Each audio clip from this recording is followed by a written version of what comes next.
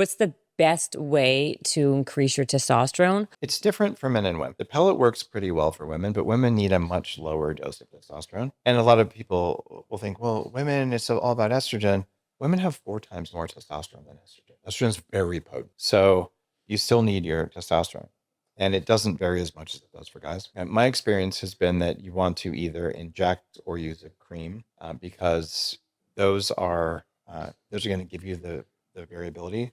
I've used a pellet 2 times, and a lot of my hair fell out from that because a pellet will raise your levels and keep them high, and we need to cycle. So as of the last year, there are now 2 different oral forms of testosterone that are available. I'm testing those out to see which ones. Danger. And I was like, oh my God, it actually tasted very smooth. It's because it's got a ton of trace minerals and electrolytes in it. So your Really? body's like, I really like this. Plus, it's really high level coffee.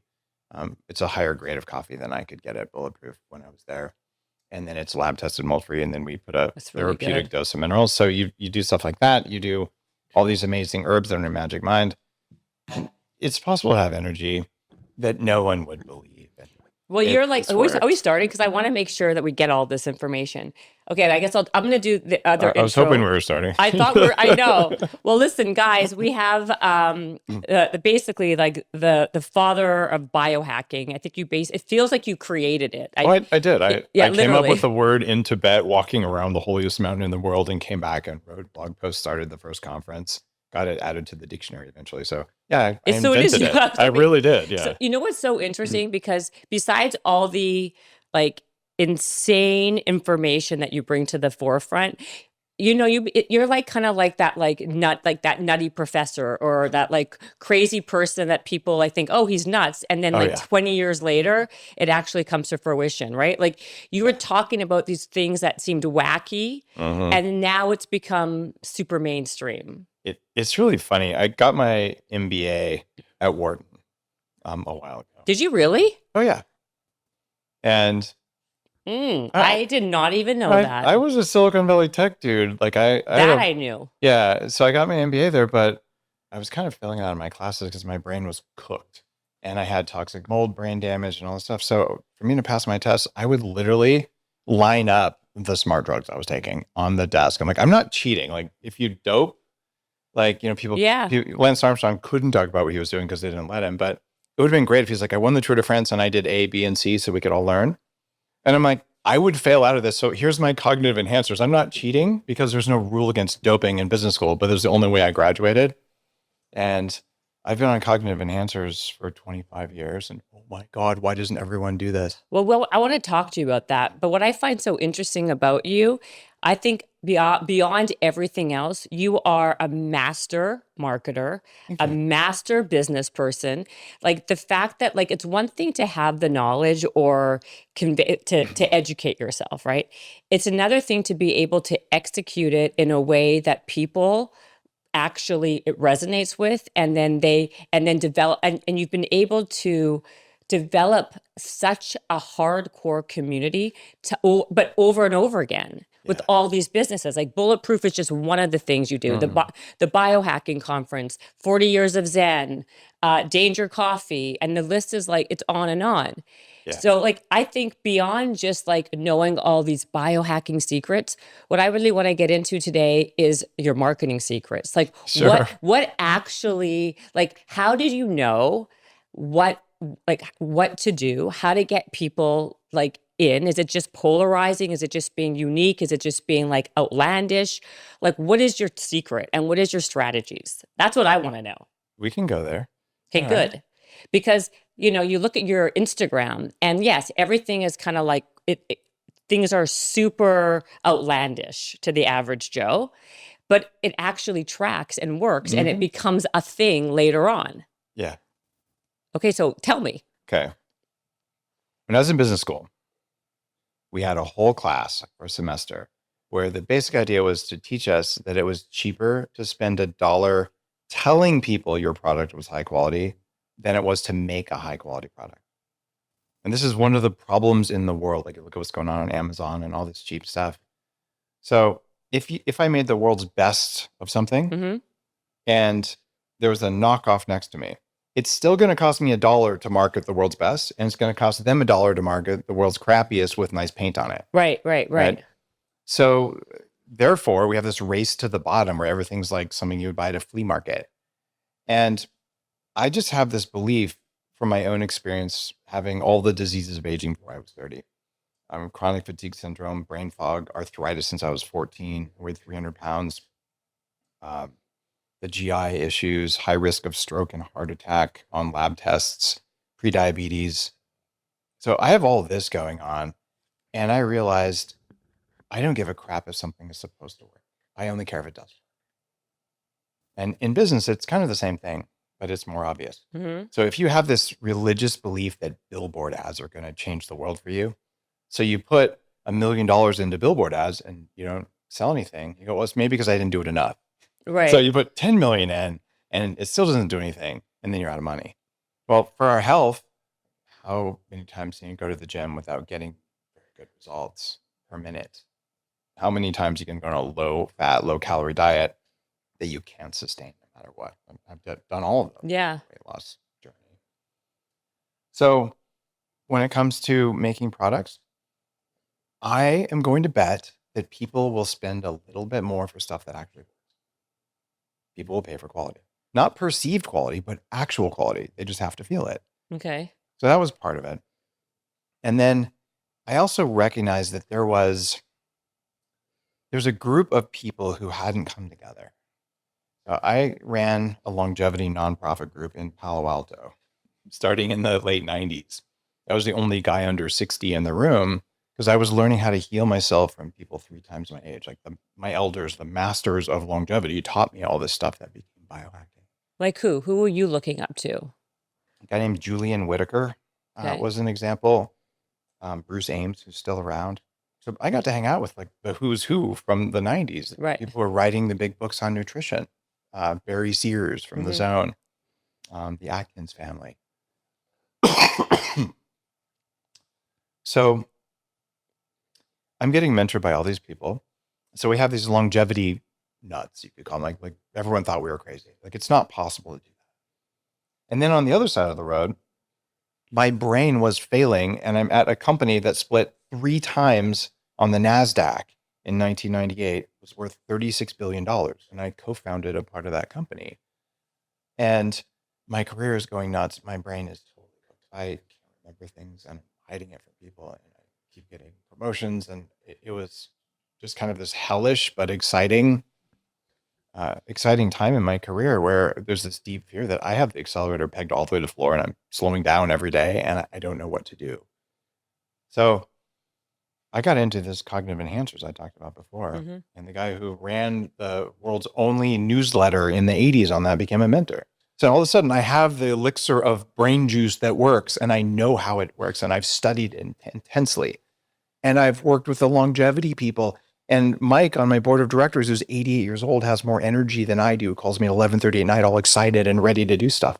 How does he do that? I want that. And I know it's possible. And I saw older people get younger. I just didn't wait till I was old to see it. I got to see it when I was young because my body was failing.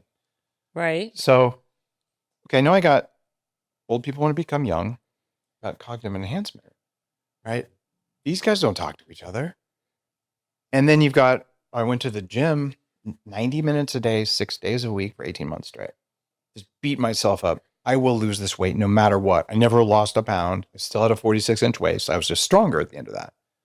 So now I got my bodybuilders who are some of the best biohackers in the world, right? And then you talk with the professional athletes and astronauts, and then all the nutrition people, right? And I've been a vegan. I've been a raw vegan.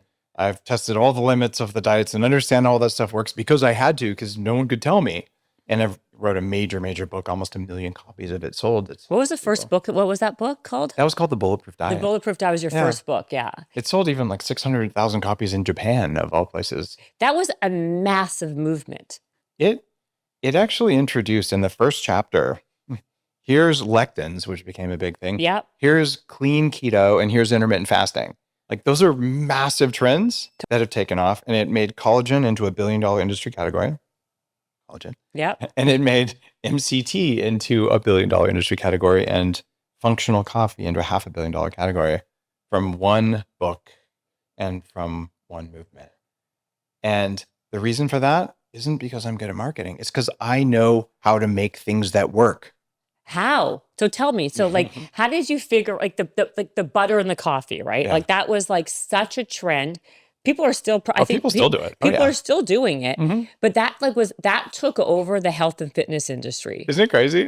It's beyond. Like there was like obviously there's like you can go get that at the cafes and everywhere you went. It was like the Era One of today. Oh, also. Era One actually was the first company that carried Bulletproof Coffee when I was at Bulletproof. Oh, really? And they used to make Bulletproof Coffee ice cream at their original location. I love Era One. I mean, so how did you figure that? So were you basically a human guinea pig for all of these things? People who are older will understand this. Well, if you wake like up me or older than me? older than you, unless you've had a really good longevity program,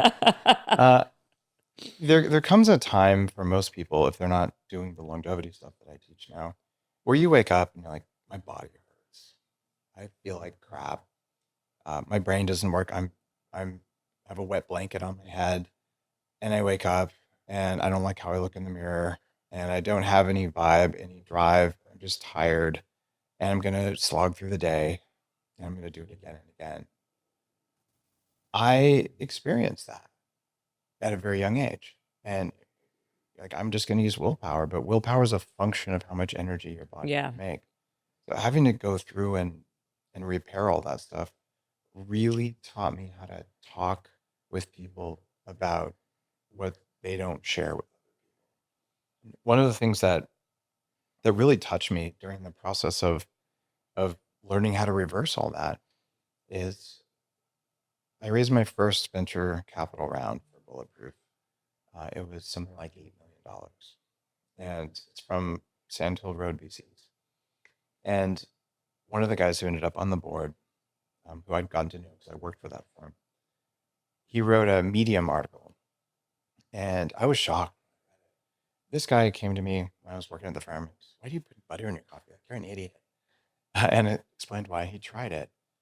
And when he wrote that post after they funded the company, he said, 60 days after I met Dave, I sat down in my BMW in the parking lot of Sand Hill Road, and I cried. And I'm like, what? Venture capitalists don't cry. They don't have souls. Like, I don't understand this. And I'm just joking. My friend does have a soul. Yeah. But, and he said, here's why. He said, my entire adult life, I've had crippling fatigue and brain fog, and I've never told a soul. And 60 days after I started doing what Dave said, I went through the entire day without losing my energy even one time. And it felt so hopeless and so impossible that I was crying because I've never experienced a day of full energy in my adult life, and no one ever knew. And you look around, why did biohacking take off? There's a lot of people who are quietly desperate, including entrepreneurs. We're some of the worst, right? Probably the worst. Yeah, we burn the candle at both ends and in the middle. It's not like when I was learning all this longevity stuff, I was just hanging out. I had a demanding tech career. I started Bulletproof and I was a VP at a publicly traded computer security company. I literally am a computer hacker. So I'm working all day at a high pressure exec job, flying around the world and doing stuff. And then at night, I'm blogging and I'm building this little company. And my whole point of starting it, I didn't even build a list. I just wanted 5 people to not go through all the shit that I went through. Like, if 5 people read my blog, it'll have made the world a better place. And that's my win. This is almost like a nonprofit activity. And when I said, well, I want some coffee that doesn't make me tweak, like, anyone else want to try it? It was literally a desire to share. But along the way, how did I come up with this Bulletproof Coffee thing? Did you come up with the name Bulletproof? Oh, absolutely. So did you get money? Did you raise money after you kind of hit a certain benchmark? Like your community was already kind of growing? I raised my first round when I was doing $27 million in revenue. I bootstrapped it until then. Wow. And my original seed capital was $50,000. And I got that by an investment bank flying me around the world to teach hedge fund managers how to raise their IQs. So you were already like on your way. I was a top expert in this field because I had studied intensely every night for 4 hours a night to save my life. And you also were the computer hacker. So you also knew how to market online digitally, I would imagine. Surprisingly, maybe. If we go even further back in my career, Yeah. you see the tattoo here? Yeah. You know what that is? Yeah. It's like a hydrogen or what, like It's the caffeine molecule. that's the caffeine. Okay. When I was 20, now I'm exposing my true age. Yeah. How old are you? I'm 52. 52. Okay. Um, With that facelift, you look 29, by the way. well, I think Yeah. the first product ever sold over the internet had that molecule on it. It was sold out of my door. The first e-commerce on the planet. We didn't have the word e-commerce yet. The web browser wasn't invented yet. And people say, that's bullshit. I'm like, no, go to Entrepreneur Magazine. There's an article of me weighing 300 pounds, wearing a double extra large t-shirt with that molecule on it. And they're saying, hey, everybody, this kid's selling t-shirts over the inner something or another, because the internet wasn't a thing. People mostly knew about AOL. Yeah. What So- year is this? Around 1993. Wow. Okay. In fact, that picture Yeah. on Instagram is from Entrepreneur Magazine. So That's funny. yeah, Yeah. Wow. so I did have some of that, but I spent time building internet infrastructure. You go back to when cloud computing didn't have a name, the provision on demand, pay as you go model Yeah. that's just part of everything we do. The first shipping instance of that was at the company where I helped to start part of the company, and we beat Mark Andreessen by 1 day. So I've been deep in technology infrastructure. I ran the web and internet engineering program in Silicon Valley to teach engineers how to build Web 1.0. So I'm just like a deep, deep nerd who's desperately trying to keep my brain and my body working so I can do the tech stuff that I love. That's And I'm sick all the insane. time. So so you were like basically making your revenue is 27 million. You raised Right. 8 million. But just to answer your question, Yeah, that's a 'cause long I'm just- answer. yeah. So I knew about early stuff, but then I could have talked more about the OSI model and TCP/IP protocols and window sizes. No one knows what that is unless you're a network engineer. Right. So that was my thing, not e-commerce. But Oh. then when Salesforce was 8 people, they came to us and helped them build their infrastructure. When Google was 2 guys and 2 computers, they came to us. When the Facebook was 8 computers, they came to us. When Hotmail was 8 computers, they came to us. And we built all that stuff out and we held it in our buildings and built the networks. So that's what I was doing, not learning how to sell t-shirts online. So I wasn't an e-commerce expert. But what I was an expert at is technology and understanding the fundamental drive of humans, because I was so close to zero. And the way I really got going, I hired a 23-year-old. Okay, now I'm a VP at a big company. Mm-hmm. I'm working my ass off. I have 2 young kids. I just moved to a new country, to Canada, right? So, and I'm very busy as a father and as executive. And I said, look, you've proven to me, his name's Andrew, that you can solve problems. You have this rare skill of being able to go to Google and say, how do I do something? And then go and do it. And this is very rare. So I said, I'll pay you. And I paid him like $600 a month. He lived in his grandmother's basement for a year and did whatever I needed done. And he did a 5 out of 10 job. Made lots of mistakes. In fact, he cost me millions of dollars by doing things the wrong way. He also made me millions of dollars by doing enough things the right way. Right. And that was enough to start hiring a team. And then what did I do? I hired people who knew more than I did. One of my other first employees, the first employee from Starbucks, Yeah. I hired her. And the 9th employee from Starbucks, I hired him. His name's Daryl. Right? So I know the chemistry and the process of coffee. I do not know all of the coffee industry insider who pays who and who hates who and all the stuff that all industries have. So you just hire that. And I hired people who knew way more than I did, but I got it going with young, scrappy people who were just willing because they could see the why Yeah. and the mission for it. So the e-commerce stuff, my first head of marketing, he was an affiliate marketer who came in and made 60 grand the first month. And I called him and said, dude, can I hire you? Because I don't have time. I'm still working a main job. I don't want to make decisions. I just need to get the ball moving, get the processes going. So that got us to our 27 million. Wow. And so when you raised the money initially, what did you first do with it? Where did you put it? Let me tell you about the raise for a minute first. I'd worked for the first venture capital firm who wrote a check. And so I'd been in their partner meetings. I've seen lots of pitches. Yeah. I've seen what they say after the companies leave and just how partners think. It was very educational. And I called up my friends there and I said, I have a company that's growing. It is not a venture capital company. you will never fund this company. I'm in 5 product categories. There is no acquirer for Bulletproof, but you should give me $1 million or even 50 grand. I just need $3 million of coffee inventory because I'm selling so fast I can't get enough coffee. Wow. And they came back and said, oh, this is a VC company and it's worth, here's $8 million. It's worth $40 million. So when I got the money, I was like, this is crazy. And I remember thinking to myself, I want to be independent so I can say the truth. It's really important because money does corrupt and venture capitalists are well known for what they do. And it did happen to me too. So I kind of had a spiritual discussion with myself. I said, if I take this money, I will lose control at some point, but it's going to give me a license to reach many, many more people than I could do on my own. So I said, okay, this is for the greatest good.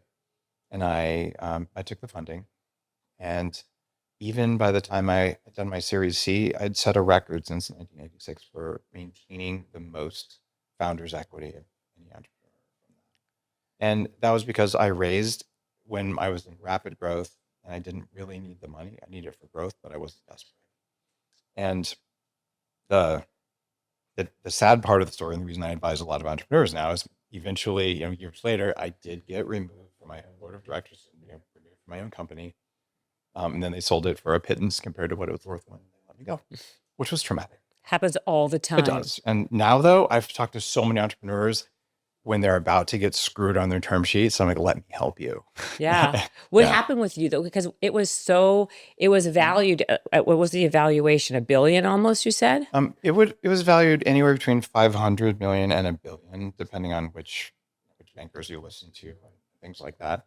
And we were doing about 140 million in revenue. So why did they remove you? Mm.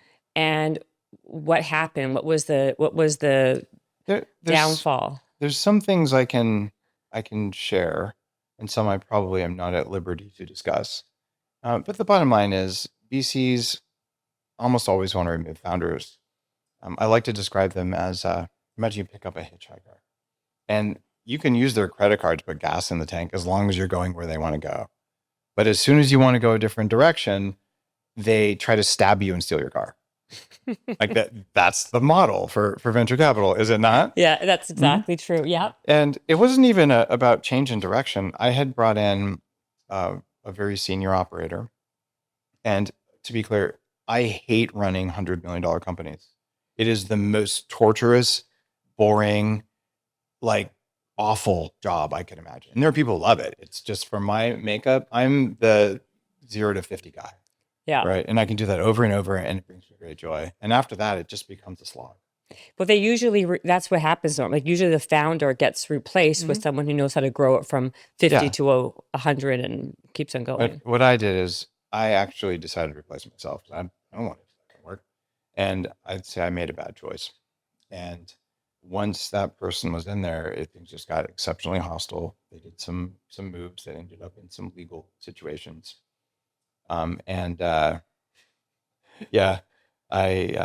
say I uncovered along the way that an executive, not me, was in line to get paid a very substantial amount of money if the company was sold to the right people.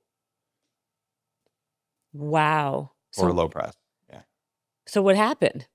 Well, in order to facilitate that, or maybe for some other reason, the company suddenly was on the verge of bankruptcy, which was kind of surprising because when they let me go, we weren't in that situation. It's like at like the precipice of the company. Mm-hmm.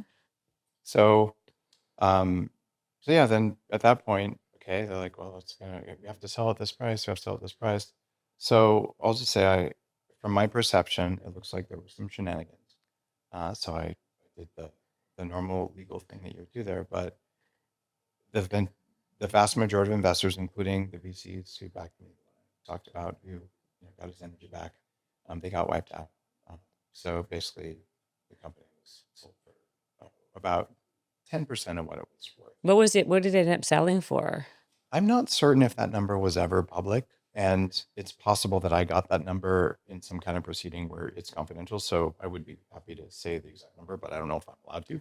Oh. So, we'll just say it was enough that I was wiped out. So you made Shares. no money off of Bulletproof, I made no money off of the end of the the company, not the sale. end. I mean, off the sale. Along the way, I made some money. Geez, I was CEO for 10 years. You made a ton of money at the beginning, I would I imagine. made a decent amount. It was not crazy, to be honest. Do you know what I find interesting as you're talking about your history between, like, you were a very successful executive, even this Brian Johnson guy, right? Who's doing kind of like what you did 25 years ago, like using his body and Yeah. spending 2 million. Like you initially spent what, $1 million? I spent $2.5 million over 25 years. 2.5 million. Brian's his whole marketing campaign is exactly the 2016 campaign for Superhuman, my longevity book, and that's cool. We need more longevity voices. Longevity is a movement. I feel we have a lot of longevity voices. Well, there's this old school anti-aging crowd, and that's what I did in the 90s. And there's still like a conference. It's kind of like a dusty conference. Which one? The Anti-Aging Academy one. I don't know that one. Yeah, and it's a thing where, like, if you're against aging and you're against death, it kind of reminds me of Mother Teresa once. She was invited to join a march against the war. And she goes, absolutely not. And we thought you would like it. She goes, I'll join a march for peace, but I won't join a march against the war. Because when you fight against something, it gets stronger. Yeah. And this comes from the spiritual stuff. And the real reason for biohacking, 2 things. Number 1, I want young people to understand that there's a reason that they should do longevity. And the reason isn't so they'll live forever. That's nice. It's so you'll have a better brain and more power now. So the things that make old people young make young people more powerful. And entrepreneurs, we're the ones who need it the most. We need the power and the energy now. And that's why this biohacking stuff took off, number 1, with tech entrepreneurs. Mm-hmm. I used the language. It was called the Bulletproof Executive. And number 2, hedge fund managers. Number 3, Hollywood and recording artists and pro athletes. That's who spread all of this. Totally agree. Right. And it's because they're the ones with the most cognitively demanding tasks, and they have to look good at the same time. And that is really hard. Also, expendable income. Yes. That's the big one. So what I was going to say about Brian Johnson was, it's no accident that both of you came from, you're both very successful prior to getting into longevity and biohacking, let's just say, had a lot of expendable income from being, great. You guys had the pedigree and the cognitive ability already to know how to make a business and market it. But what he's doing is literally what you did 20 years ago. Pretty much. Right. But is it that people are not aware of it's the same playbook? It is the same playbook. Well, it's a well-proven playbook that works. Right. I don't have an issue with that. But he's adding different modalities that maybe weren't around back then, like the plasma, or, I'm sure you've tried all this stuff as well. I mean, I did the video on Facebook Live, back when Facebook Live was a thing, of them putting stem cells in my male organs. Literally, I'm on Facebook Live and I'm like, don't have the camera on the wrong thing. I've already done all the penis enhancement stuff. We did a whole big You thing on did? that. Oh yeah. I have a company that does that. Hold on. Say that again. This is like a great clip. You did what? I injected stem cells in my penis, and I did this 9 years ago. And I have actually added, if I want to get a little bit graphic, I added 2 inches with all the different technologies I do. Not that I needed to, but it was like, holy shit, I can, like, the human body is a toy. What can you do with it? And so. Really? Yeah. And like, there's video of me doing it. In fact, at my conference, this is one of my favorite scenes ever. Okay, I'm filming, but you can't, you don't want to film things you can't see. So I'm laying down. There's a blanket propped up so you can't see my junk. And I'm filming. You just see my toes in the blanket. And this gloved hand comes down with this long needle. And you see the needle go in. And then my toes go. And I'm like, this is going to give me length and girth, right? And we're all laughing about it. And I played the video at the biohacking conference because I'm like, guys, this is possible. And you can take someone who has ED and you can fix it. You can take someone who doesn't have ED and you can give them a very young thing. Because, in fact, in my new book, Heavily Meditated, one of the chapters is like Tantra and sacred sex stuff is an altered state as important as psychedelics for personal development. Like that's nourishing for us at a very deep level. So we might as well just talk about it. So one of my companies is called Wasabi Method. And we have a unique type of shockwave device that will put inches on. And that's how it works. So yeah, all that stuff around like, look at my cock. Okay. Like been there and it's great. But like every 10 years, you've seen this, every 10 years things recycle. Totally. There's probably a 22-year-old right now going, I just figured out you can put butter in coffee and you feel so much better. And they're going to do this. So true. And it's okay. Right. And what's different maybe about me, I was mentored by my elders.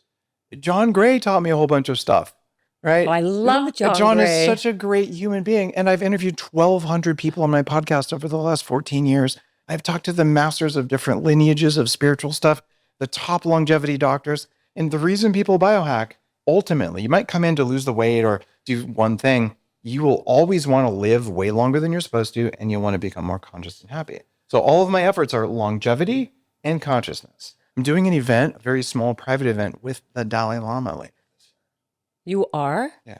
With who? Who else is going? Can I go? So possibly. It'll be like 10 people and me. Yeah. Wait, okay. There's like so many things you just said I have to unpack. We got to finish before we get to the Dalai Lama, which is a big one. Talk about this penis enhancement thing. So you got stem cells placed in your penis and it actually grew 2 inches. For good? Or does it go away after a couple years? Not just the stem cells. That's a part of it. Okay. The soft wave, you said. Yeah, it's the wasabi method is it's a specific type of sound wave that goes in and creates micro bubbles that cause new nerves and new blood vessels to grow. And if you want more size, you get more blood vessels. But more nerves and more blood vessels are good. Oh, and it works on women too. I've done it on my girlfriend. And what does it do? Well, you want more nerves and more blood vessels all around the vulva region. It's external only. You don't go inside with that modality. Does it hurt to get this done? Usually use a little bit of lidocaine. I don't use lidocaine anymore because you just get used to it. Well, how often are you doing it? Maybe once every month or two when I get around to it. But normally you do it 3 or 4 times. And you see massive, like when I first did this, maybe 6 years ago, I'd get out of the shower. And if you're a guy, you get out of the shower, you recognize yourself in the mirror and you kind of know like shower girl or all that stuff. And you just do a double take. You're like, that's not mine because it looks so different. And so, wait, this is fascinating to me. I'm like trying not to be a douche who's like, no, this is fascinating because I think that this, and so does it, so you do have to get it done over and over again. It doesn't last forever. It does last a very long time because you're talking about growing new blood vessels. And now we're going to get a little bit juicy. And this is part of Heavily Meditated. I read about it. One of the things that is a major variable for men is frequency of ejaculation. Every time a guy ejaculates, testosterone drops precipitously for 24 to 48 hours. And a hormone called prolactin that most people don't know about goes up. Prolactin makes you tired and lazy, and low testosterone makes you tired and lazy and fat. So every time we ejaculate, we're dropping testosterone and we're raising this other hormone. And that's why we have a refractory period because prolactin goes up over time. So when you're young, you can go over and over. And as you age, you get higher levels of prolactin. So it turns out the Taoists figured this out a long time ago and said, you want to live a long time based on how old you are, don't ejaculate too often, but have as much sex as you want. So I'm like, that sounds like bullshit. I'm going to go test this. And for a year, I published my happiness data and my ejaculation data and my frequency of sex and masturbation, all that in one of my books. And the Taoists are right. The equation for men is real. So based on that, the longevity frequency for Taoists is ejaculate every 30 days or less. Okay, this is really hard to do. Publishing a year of data was kind of embarrassing because there's times I only made 3 weeks and oops. But what I found during one of them for 30 days, I'm like, we'll just try the edge of this. No stimulation whatsoever. So it's not that I'm not having intimate activities. It's just that I'm not getting any. And it shrunk very noticeably, like 20, 30%. I'm like, this is horrible. It's like a muscle that doesn't get worked out. So there are these are Chinese exercises that will restore blood flow and volume and basically make it stronger. I did an episode with Montauk Chia, who's one of the top teachers of this kind of thing in Oman. I interviewed him and he talked about, grab this and pull on it and slap it this way. Okay. Or I just rely on technologies that do that. So if you if you enhance it and you keep using it, it'll stay. If you enhance it and then you just, once every couple of weeks, it's going to go away. So it's a use it or use it thing like every other muscle in the body. Okay, so wait, so how often are you ejaculating then? Because you've said something about once every 30 days, All right. and give me the I guess the playbook of the best way to do Okay. this. Here's the equation. And I also want to tie this back to entrepreneurs. I'll give you the equation first. It's age in years minus 7 divided by 4. And that's how much you should be And that's the number of days between ejaculations. So as you get older, it's longer and longer. And the reason for this is to keep your prolactin low and keep your testosterone high, and probably some other, we call it young life energy or chi. You lose your chi. But having relations with someone increases your chi. It's just that it grows and it grows and it grows, and then you lose it. Only for men. Rules for women are different. And then for entrepreneurs, I've been teaching this for 10 years. Okay. The number of men, especially in their 30s, who have come up to me after conferences or just on the street and be like, I heard you talk about that. I tried it. And I started 2 new companies. I got a $30,000 raise. I finally got a girlfriend. Like, their lives changed dramatically. And I didn't invent this. You know who did? Napoleon Hill. Think and Grow Rich. He has a whole chapter on sexual sublimation, but the world is so uptight that we won't talk about it. And that's why in Heavily Meditated, there is a chapter saying of all the different ways you can access altered states that increase your performance and your consciousness and your awareness and your happiness, sex and tantra, it is one of the preeminent ways. And 20% of people report meeting God during orgasm at least once in their life, but their partners don't know because they're just laying there twitching, just like if they were on ketamine. Yeah. So why are we not talking about this as a necessary source of nourishment for the human soul and fuel for building things in the world that matter? Because creating a new life, which is what sex does, is not that different from creating a new company. It is the same energetic action that we do. It's incredible because I have a bunch of questions, really, right? But I didn't think we were going to go here. I thought know, we were talking neither about did Weight I. Watchers or something. But it's actually very interesting, right? Because you're right. I think people are shy, even and embarrassed, and don't know where to go with it. But like, you're using these modalities to really enhance every aspect of your life, your cognitive, your physical, your emotional, your spiritual. You've tried everything. But by any means necessary. By any means necessary. What have you noticed in the 25 plus years, like, you've been doing this forever? Is there anything that you can look at now and be like, that actually didn't really work? That was kind of a farce. I learned, because everything evolves with this evolution. Yeah. What are some of the things that are kind of not really worthwhile? The thing that was the biggest mistake I made by far was becoming a vegan. It's taken me years to recover. Really, years. And what happens is you feel great for 6 weeks. And this is because you're not getting the fatty acids or the proteins your body needs. So temporarily, your body makes more thyroid hormone so that you can have enough energy to go find an animal and eat it. Totally, yeah. So by then, you're convinced, I've got the glow. I've got the vegan glow. I feel so good. So then you keep doing it. And then you start getting worse energy and your skin doesn't work. And then you start getting massive joint pain and weird skin issues.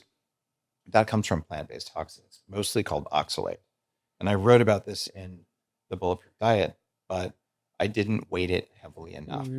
So as a raw vegan, I filled my body with razor sharp calcium crystals that caused all the joint pain, a lot of the neurological pain. I had to have the big toe on my right foot rebuilt after a yoga injury because of this problem. So getting razor sharp calcium crystals out of our diet and out of our bodies is necessary if you're going to live to 180 or more years like I am. And it's taken a long time to unpack that and get out of it. And now I understand how it works. But even with the Bulletproof Diet, I wrote about it and I minimized some foods like spinach and kale. But it turns out almonds and sweet potatoes, which used to be a fan of. I think sweet potatoes are better than white potatoes. But if you're eating very many of them, you're getting a meaningful dose of a toxin your body can't remove. So for me, I Really? didn't do myself any favors with the vegan diet, and now I doubled down on those bulletproof diet principles. And man, I I am 5.5, 6% body fat, and I'm never hungry, and I'm lean. Have you seen the cover of the book? Yeah, I saw the cover of the Um, book. That's crazy. Is I that real? didn't. I was going to ask you if it was It Photoshopped. it's real. It's not photoshopped. I didn't even dehydrate or do all that weird stuff. I literally woke up. I flew to Florida the night before. I woke up the next morning, took my shirt off in a studio, and we took the pictures. There was no prep whatsoever. I did push-ups. That was it. Are you kidding I'm me? not kidding.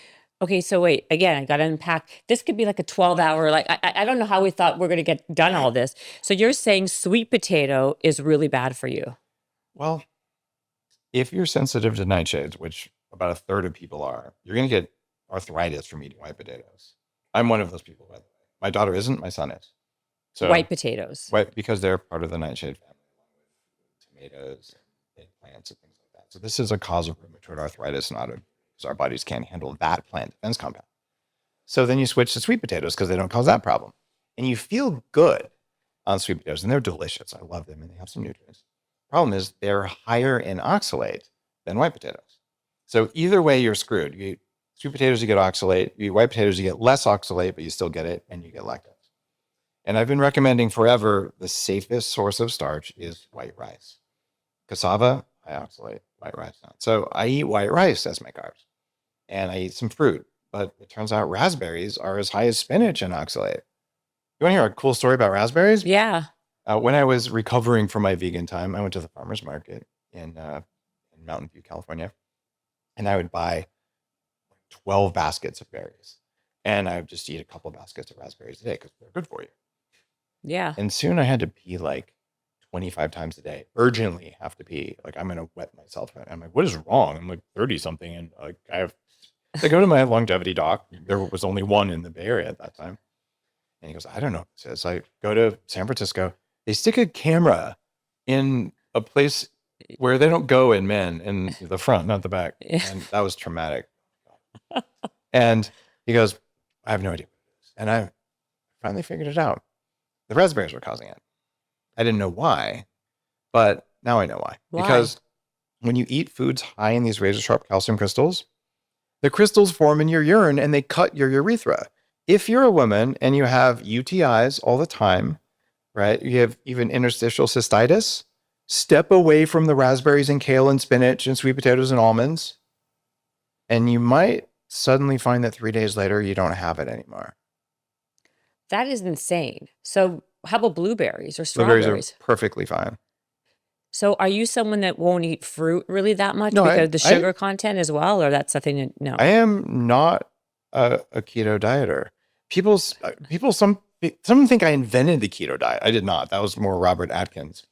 But what I did do is I said, well, a clean keto diet with specific fats and no toxins, that's a cyclical diet, works really well. So I'll go into ketosis for a few days and then I'll go out. But I don't recommend unending periods of ketosis for most people, especially women. And that was in all of my books.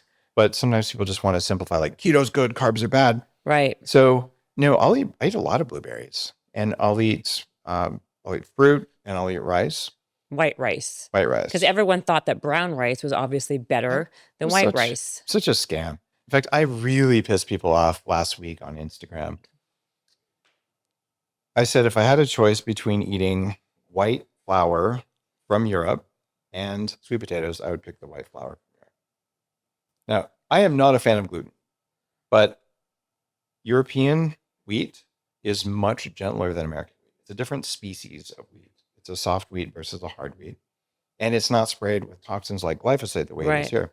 You give me a teaspoon of American flour, man, my gut is ruined for days. And I get pimples. It's horrible. And I get brain fog. But I can go to Europe and I can eat croissants all the time. And I just have to say something really quickly. Like, you believe in democracy, right? Mm-hmm. Okay, so there are more Americans who eat croissants than French people who eat croissants. So by the power of democracy, the French people need to change how they say the word. That is so funny. Sorry. As a Canadian passport holder, Yeah. which is a Well, I'm a French-speaking country, Canadian in I'm general. just I'm joking. Canadian. Are you? Okay. Yeah. I'm So dual. this is when you said Vancouver, I lived in Toronto, so I know Okay. that's where I'm from. So that's okay. So first of all, the vegan. Name another myth or biohacking Mm, thing that you were okay. like really hardcore about that you've realized now that is kind of utter I nonsense. really truly believe that exercise will help. I Yeah. had 3 knee surgeries before I was 24 because my knee would just collapse from walking, from the arthritis. I really had an old person's body. And I'm like, I am not going to let this happen anymore. So I went to the gym that time, 702 hours over Right. 18 months. At the end of that, I hadn't lost any weight. At least I'm strong. So finally, I must be rehabbed. I can like see my quads. Like I'm safe now. And I did something really dangerous. I played laser. Remember laser Of tag? course I remember And it. I Yeah. squatted and I twisted and I blew my ACL back. And I'm like, why? So my belief that exercise would make me thin was wrong. And my belief that more exercise was better was wrong. And today we have 30 locations opening of Upgrade Labs. And I can prove it to you with university studies and your own results. You give me 15 minutes a week of cardio at my facilities, and it'll do 6 times better than an hour a day of spin classes. Because are you doing strength training with that Mm-mm. 15 minutes? No, that's straight up cardio training. We're using AI to exercise, and we're using a ton of recovery technologies because Okay. what really makes people change is brief, intense stimulus And yep. followed by profound recovery. So I use AI to Mm. give you the right stimulus, and it's a very small amount, and then AI to help you recover, to have the right recovery for what you did. And people transform. This is the stuff that I use to biohack myself. Right. And I mean, the intense intervals is Mhm. definitely what really kind of changes someone's body composition. However, and so you're saying that a myth was that exercise as a general term was a great way to lose weight, which you now Yeah, realize eh, that is yeah, not. that was part of it. Okay. One is exercise doesn't make you lose Extensive. weight, right? The other one was that more exercise would get more results. That is not true either. Yeah. It's actually paradoxical. Overtraining is a really serious thing for people who exercise every day. I had a couple friends over 2 months ago. They're both about my age, and they have much bigger shoulders than I do. That's probably because I had a tear in my shoulder that just rehabbed, so I could put it back on. But they also have big pot bellies. We never worked out this hard to be this fat. Like we're going to the gym 5 times a week. We're hitting it hard and we're maxing things out. And it's called overtraining, dude. You have a cortisol belly and your testosterone's in the shitter because everyone's testosterone is low, men and women, because of microplastics and all the other stuff. So get on thyroid if you need it, which most people do. Get on testosterone, which most people need. And then work out every 3 days. And the other day, go to yoga class or go for a walk and watch your gut disappear. So less exercise, more recovery equals results. I did not understand that. Yeah. And entrepreneurs, we're the worst people on earth at taking a break and recovering. So I use technology to let me recover faster than I'm supposed to. I'm like, hurry up, recover faster. That's interesting because you're right. I think that type A person, more is not more. Yeah. Right. And what do you do? Okay, so you're saying that that's actually an interesting one, especially with the cortisol spike. So you noticed that when you stopped exercising more, or you did these intense intervals and did much more of a recovery, your body started to lose weight more and get more lean, and your body composition changed. Yeah. Food is 90% of body comp. Easy, yeah, And then if 95. you want to put on muscle and be fit, you can do it in very small amounts of time. And this is not to say that moving is bad for you. I recommend a 20-minute walk every day. Or if you don't have time for that, get a whole body vibration plate, do 5 minutes of that. Yeah, you do that too, right? Oh, absolutely. Do you work out? So you do this because I want to know about your routine. Like you, but hold on a second. How about you said something about supplementation and testosterone and thyroid? What are you? Are you on testosterone? Are you on hormone replacement? Like, what are you When, doing? when I was 26, I went into the doctor, and I was very fortunate because I ran a longevity nonprofit to know the only guy in town who did this. And I'd sent my parents to him. And then I went, and he called me and said, Dave, I've got bad news. Your testosterone is lower than Wow. 26 years old. By the way, this is the case for all 26-year-olds now. Yeah. I was just an early adopter of low testosterone, right? What was it at? What was the number? God, I don't remember at Yeah. the time, but it was not good. This is 25 years ago. So I probably have it in hard drive somewhere. But I went on testosterone to get my levels back. I went on thyroid because my thyroid was terrible. I had Hashimoto's, and we were just discovering Hashimoto's back then. Mm-hmm. So I remember the first time I got thyroid, wow, I forgot my brain worked like this. I was walking around in a fog all the time, and I was cold all the time. And you see the outer parts of my eyebrows are thin. That's a sign of Hashimoto's. It So is? yeah, you start shedding the outer part of your eyebrows. I was been like that since I was in my early 20s because I lived in a house with toxic mold. I had brain damage from toxic mold that was driving a lot of my mental stuff. I had hormone disruption from chemicals, bad food, and toxic mold, which makes synthetic estrogen that makes you fat on 30% less calories. And by the way, for people saying that's bullshit, it's called zearalenone. You can look it up. It's real. So I had all this stuff going on. I didn't know. So yeah, I went on testosterone, and I've been on testosterone since I was 26 years old, except for 2 years when I was developing the Bulletproof Diet to see what I could do with just diet. And what I found was if I did my best to get good sleep and to eat tons of fat, I could get my levels up to about 700. That's But high. it's not high. Well, higher than 100 or Oh no, your total testosterone for guys should usually be around 1,000 to feel good. And that's where it would have been 30 years ago. So 700 is not a healthy number for most people, and your free testosterone needs to be above 20 to feel good and to just have your masculine stuff. So I've been on it, except for that time I couldn't get it high enough, and testosterone has absolutely changed my life, and here's why. Testosterone drives dopamine levels in the brain. So if you're low in testosterone as a man or a woman, you'll be low in dopamine. And what happens when you're low in dopamine? Dopamine gives you a reward and pleasure for pursuing a goal. You don't get the reward if you get the goal. It's just the pursuit of it. So if you're an entrepreneur and a business person, you're pursuing a goal, and you need to have adequate dopamine to wake up and care about it. And if you've ever seen the movie Grumpy Old Men, mm-hmm. that's a testosterone deficiency documentary. That's what people are like when you're low T. And if you're 26 years old now and you're low testosterone like I was when I was 26, you don't have the vibe you're supposed to have. And there's nothing wrong with you if you're feeling anxiety or tiredness or depression. You simply have a hardware problem because your balls are not making enough testosterone because they were poisoned by your environment, or you're not sleeping and you're eating the wrong stuff. So you can fix it. And a couple of weeks after you do it, wow, this is great. I want to go to the gym. I'm doing stuff in my business again. Now I want to date. And it's like you get yourself back. Yeah. It's critically important, and you can measure it. It's not like it's witchcraft. What are my numbers in the labs? How are you doing it? Are you doing it with a what do you call it, with a pellet? Are you doing it just injecting it yourself? Like, what's the best, in your opinion? Sure. What's the best way to increase your testosterone? It's different for men and women. The pellet works pretty well for women, but women need a much lower dose of testosterone. And a lot of people will think, well, women, it's all about estrogen. Women have 4 times more testosterone than estrogen. Estrogen is very potent. So you still need your testosterone. And it doesn't vary as much as it does for guys.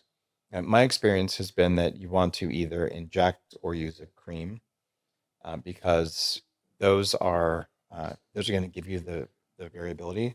I've used a pellet 2 times, and a lot of my hair fell out from that because a pellet will raise your levels and keep them high, and we need to cycle. So as of the last year, there are now 2 different oral forms of testosterone that are available. I'm testing those out to see which ones I like. Really? So yeah, because a lot of the guys I know, they're injecting themselves I've once a injected week. for 20 years. It's not that big of a deal. It's not. How about what do you think about peptides, like or even like GLP-1s and all Sure. that? Are you taking those too? I have been using peptides for about 12 years. I read a big chapter in Super Longevity book on them, and they can work really, really well. It depends on your goals. There's hundreds of peptides. So many. Yeah, you probably want to work with a functional medicine doctor, or if you're going to do it yourself, pick 1 or 2 that have specific outcomes you're looking for, and then do them for a month or 2 and see if you have the What are you doing? I want to know everything you do in a Right? day. What time you wake up, what you Okay. eat, what you drink, So everything.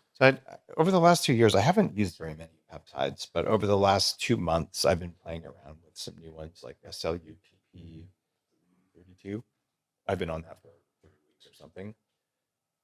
All the weight loss and like muscles and vasculature and stuff like that is not from peptides. It's from getting 1 gram of animal protein per pound of body weight and doing it consistently. The biggest shift I made in the last 3 years that helped me win out. I travel 50 to 70% of the time to come and be on shows like this. I'm on main stages in Dubai and all over the world. Constantly, yeah. So when you travel, you can't get enough protein. Restaurants are like, oh, here, it's a $50 meal and there's a little cube of protein. Like, I'll have 6 of those, thank you. So I just travel with protein and I order the largest steak I can get at every meal. And once I keep my protein numbers up, it's like I'm lean, I have tons of energy. And if you get 1 gram of animal protein per pound of body weight, it'll raise your GLP-1 levels similar to taking Ozempic. I have used Ozempic one time because 6 years ago when I'm a futurist, really. So this Ozempic needs to be really big. So the guy who led the first trial on Ozempic for weight loss for non-diabetics, I had him on the show. So I injected the lowest dose that week so I could talk about it. Oh my God, I felt like I had morning sickness. It was terrible. I wouldn't want to be on that. And since then, I've published GLP guidelines on my website. Here's what to do if you're going to be on Ozempic so you don't get the bad things. And this is my understanding of biochemistry plus several doctors I've interviewed. And bottom line is you have to force yourself to eat protein and you have to do heavy stuff for brief periods twice a week and take some mitochondrial enhancers and you can safely use Ozempic to lose weight. I see all these people, really judgy people. These are people who haven't really been obese like I have. When you're fat, you will do anything to lose the weight. And every single day you sit down in your conference room and there's a plate of cookies in front of you and you're like, and then the cookie is like, you're going to eat me. And you have this internal dialogue, which is depleting your willpower. And you're like, and you're drooling. And finally, like, fine, I'll just eat half. And then afterwards, like, why am I such a bad person? I've done this so many times. I don't have that voice in my head anymore. The cookies have gone silent. I just don't even see them as food. And until I got to that point, though, it's just a constant struggle. And you're more tired when you're obese because your energy that should be going into your brain, your hormones, it's going into white fat cells. So losing weight is the most important thing you can do. It is deadly to be obese. So people saying, but Ozempic is dangerous. Like, yeah, well, you know what's even more dangerous? Being fat. Yeah. Like, stop being fat. So there is no issue whatsoever, morally or anything else, for using Ozempic. But if you use Ozempic and you don't keep your muscle mass, you're doing it wrong and you're harming yourself. Right. And since I believe in personal responsibility and that no one has a right to tell me what I can put in my body, and no one has a right to tell you what you can put in your body. It's your body. Right. That means you have a choice to use Ozempic and you have a choice to use it in a dumb way, same way you do to eat a Twinkie, right? But if you just do a couple things with Ozempic, you can safely lose a huge amount of weight. You might have to deal with all the extra skin that I have from when I was fat, but that's a great problem to have compared to being fat. That's a great problem to have. Yeah. But what about these other versions, like Trizepatide and all these other ones? Like Ozempic was like a first version type of thing. As a matter of fact, I'm glad you asked. About 3 weeks ago, I received my first vial of retatrutide. I can never say that one right. This is the 3rd generation GLP-1. And I'm using the very lowest dose of that once a week, 12.5 milligrams. So 3 weeks in, no changes whatsoever. That's not enough to cause weight loss. That's enough to activate longevity pathways. And I'm all about using pharmaceuticals, natural compounds, lifestyle, lighting, magnetism, anything on earth to make my body recover faster and live longer. So I don't judge pharmaceuticals. Like, what are the risks and what are the rewards? And at very low doses, the signaling effects of the GLP-1 things, they reduce Alzheimer's, all kinds of risks go down.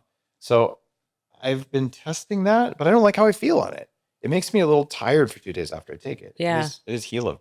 Like the microdosing part. It's a very low microdose, but it doesn't feel good when I do it. Right. Yeah, so I don't know if I'll continue. You won't continue with that. I might. How about the red light? I use like these like Therasage, like I use my little indoor sauna. I have my outdoor saunas. I have like all those things. These are like foundational biohacking tools. These are foundation. I'm saying like